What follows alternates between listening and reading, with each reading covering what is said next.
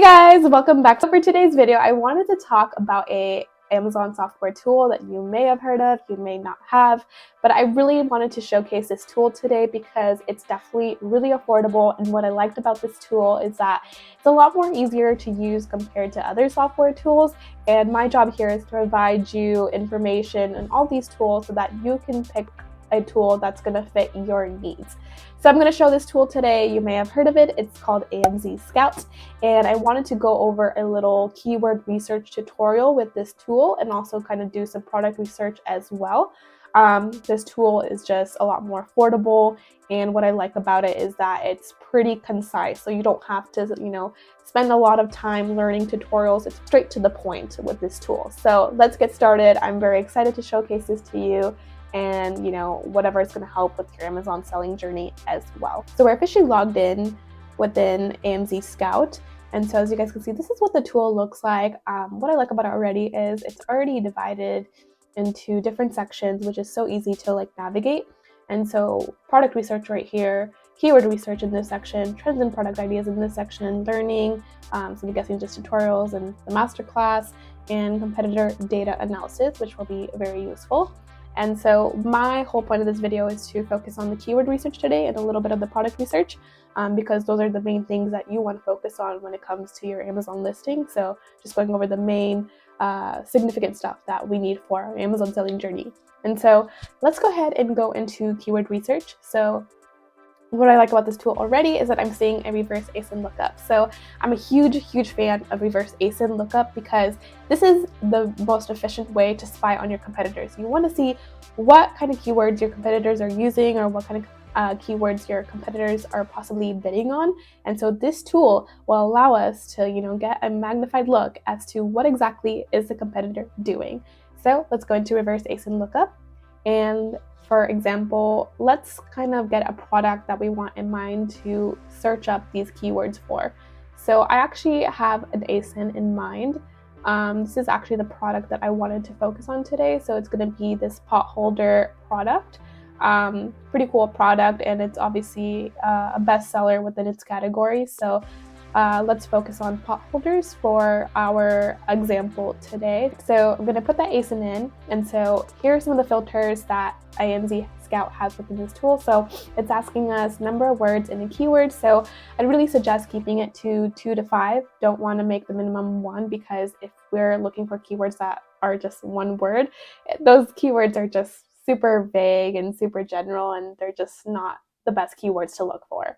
And so we'll keep this around the 2 to 5 range. And then search volume, personally, I'm going to put a minimum of 1,000 for my search volume, because I feel like 1,000 is a good amount to start with in regards to, there's decent demand for it. It's getting at least 1,000 searches a month, which I think is decent demand for the product. Anything below 1,000, I feel like there isn't too much demand for that product. So let's go ahead and find keywords, and let's see what pops up in regards to this ASIN. So for example, also if this ASIN was your competitor, you're going to see all these keywords that the competitor is ranking for. And I think that's a really great insight for you, because this product is a best-selling product. These are the keywords that are most efficient and relevant for that product. And so as you guys can see, all these keywords have popped up. And this is organized by high search volume, but let's just make sure. Okay, now we have this organized by high search volume to low search volume. So as we can see, the keywords that are popping up are home decor, kitchen gadgets, oven mitts, spoon holder, floor kitchen, but we also want to make sure that we have keywords that are relevant. So let's go over each little section that in order to better understand the data presented in front of us. For example, relevant score. So we want to make sure we're finding keywords that are relevant to the product. So as you guys can see, home decor is a keyword, and it has a relevant score of 14. So that shows you that that is pretty relevant to the product. So the higher the score is, the more it is relevant for that product. So because it has a relevant score of 14, I want to make sure that I add that to my list, home decor. It's still a little, broad, so I wouldn't suggest being really keen on this keyword, simply because it's still kind of broad, but it's still relevant to the product.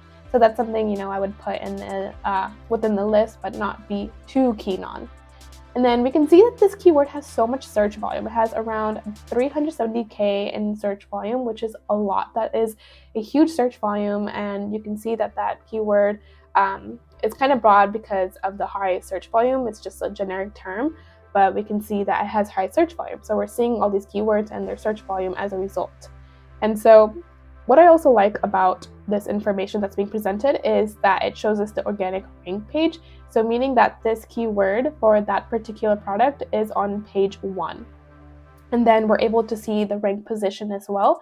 So we see that for this keyword in particular, it's ranked as a number 9 position within the first page. So that's a pretty good, it's within top 10 search results on the first page. So you can see that it's getting pretty high traction for this product on this particular keyword.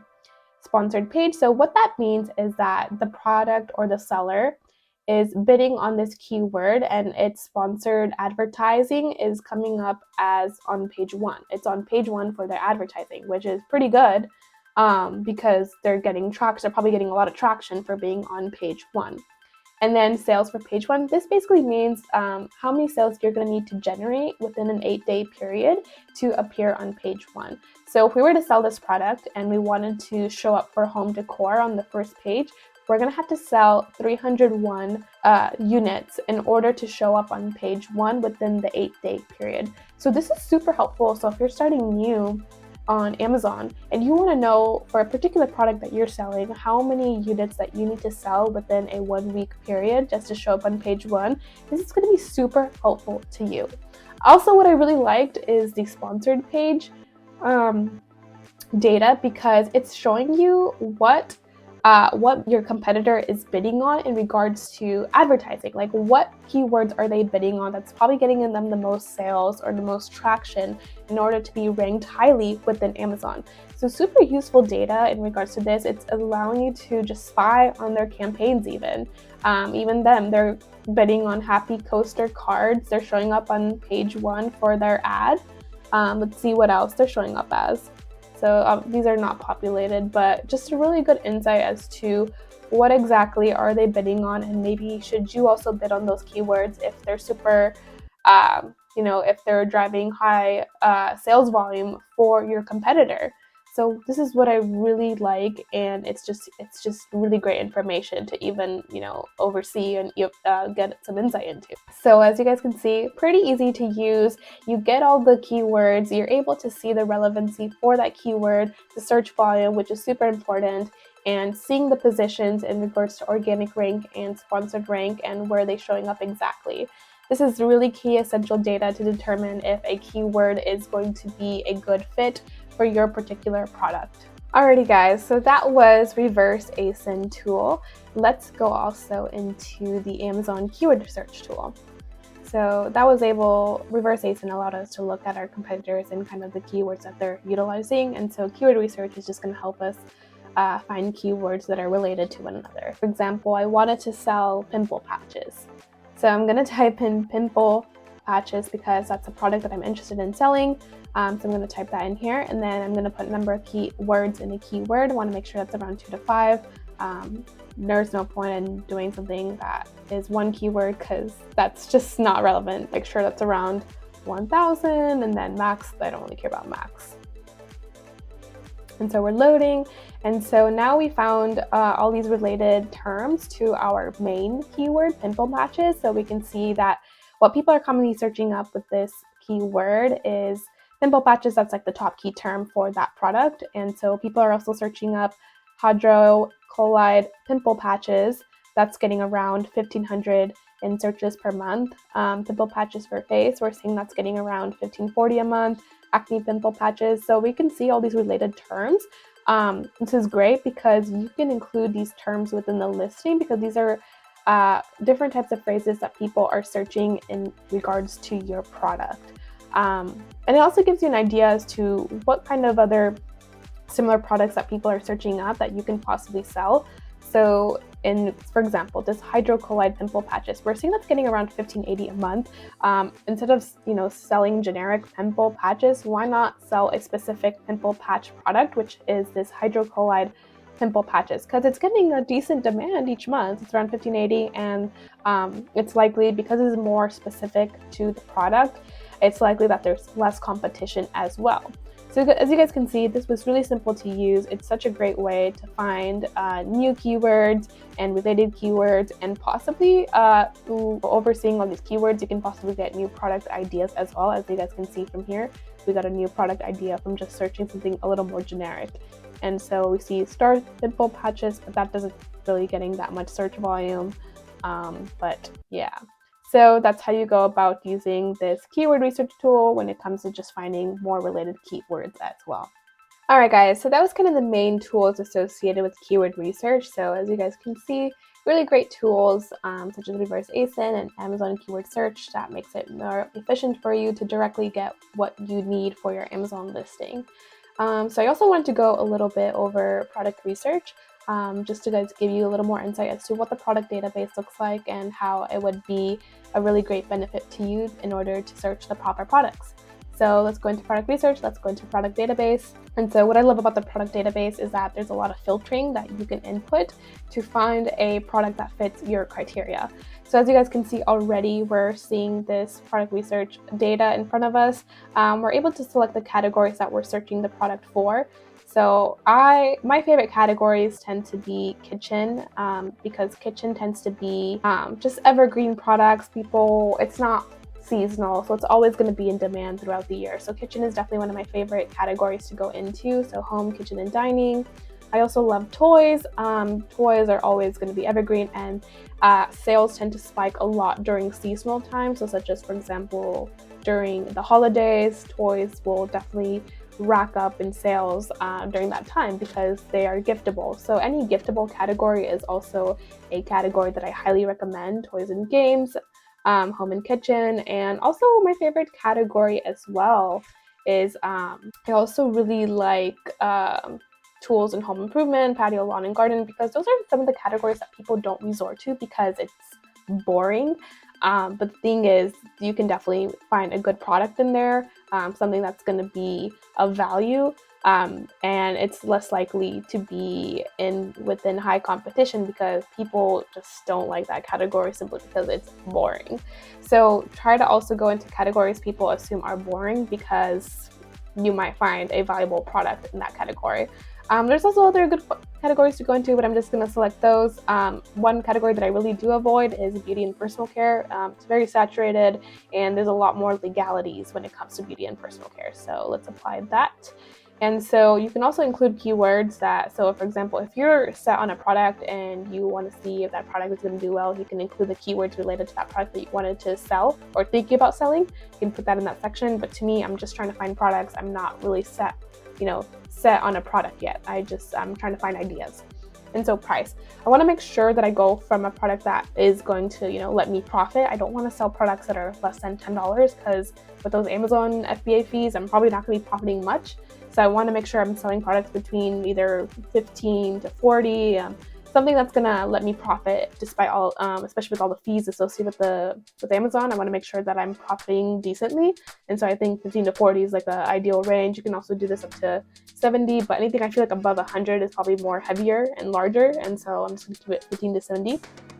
And so this is the main criteria that I put. And there's also more filters that you could include. So I already put that in. So I want to find a product that has low reviews, because products that have high reviews, they're going to be really hard to compete with because they have credibility. They have credibility that they're a great product, and customers are going to resort to them because they're just a lot more legitimate in their eyes. They have social proof. Estimated sales, probably want to do a product that does more than, around 100 to 200 sales a month. You want to make sure a product that is going to, have demand. So I definitely fill that out as well. Probably 200 to 500 sales a month. Seller type, you want to make sure it's FBA, because we want to do FBA. I mean, you could also go do fulfilled by merchant, but I think FBA is a great program to resort to simply because Amazon will just handle all the logistics. You don't have to worry about that. I think business, you have to be smart. You want to make sure you're dedicated. You're dedicating your time to the things that matter. And if someone is handling your logistics, then why resort to that? It obviously comes with a fee, but I think it's very much worth it. And people are shopping on Amazon due to Prime. So you will definitely want to resort to the FBA business model because people are shopping simply because of Prime. They love the Prime model. They love that they get their items super quick. And so they just, take that into consideration. Product tier, I really recommend to stay within standard or a small size tier because you want to, the smaller product is, the less FBA fees that you're going to be incurring. And so if you have a product that's like super huge or bulky, obviously that's going to cut into your product margin because Amazon is going to charge you higher costs or higher Amazon FBA fees related to that oversized product. Weight, you definitely want to make sure it's small, but you don't really have to put anything in there. Rank, if you want to probably just search a product that's gonna do really high in rank, you can get some product ideas as a result. But I think that's all I'm going to put in regards to the filters and the criteria. I'm just trying to find ideas. I'm not going to be too strict about my filtering because that means I'm just closing down possible product ideas. So as you guys can see, there's some product ideas that pop up here. And so we see some toys and games, and you're seeing all this data that's super essential to determining a winning product. You're seeing how many sales it's conducting each month, the estimated revenue each month, the price that product is being priced for, the fees associated with it, what is their net margin at the end of the day. And so all this data is really going to help determine if a product is a winning product. You want to make sure that a product is doing well in revenue, it's doing well in sales, what is its rank, and how you can possibly compare in regards to entering that same category and what your rank would possibly be. So really great tool, really helps. I love all the filtering because it's going to help narrow down that product that's going to fit certain criteria that you're looking for. And so now it's up to you to really do the research, really go over the products presented, and really do your analysis of, is this going to be a good product? Does it fit my criteria of high demand but low competition? Does it fit my idea of what ideal revenue that I want to aim or target for? And does it fit my criteria of low Amazon FBA fees? Am I going to be able to profit despite the Amazon FBA fees that I'm seeing for this product that's popping up? You can also export to Excel if you want something a little more organized and just break down the data within Excel. So guys, this was product research, and I'm sure that you guys will love this tool because the whole first step to get starting onto Amazon is finding your winning product. So any tool that helps break it down, the data in a much more efficient manner is helping you to be successful already. Alrighty guys, so that was kind of a basis of what AMZScout entails, and I hope you found it really helpful. I think it's a great tool for newbie sellers as well, because you need the whole Amazon selling journey can be a little overwhelming. So anything that helps make anything more efficient and helps you understand things way faster and better, then that's a huge benefit to you as a new seller. So I hope you guys found this really helpful, definitely a lot more affordable compared to these other AMZ tools out there. And if you guys did want to look at this tool or wanted to experiment with the tool or kind of was interested in purchasing the tool, then I do have a link below for you guys to purchase the tool.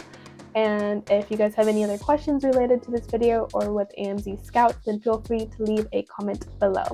Alright guys, I will see you guys in the next video, and I hope you have a good rest of your day.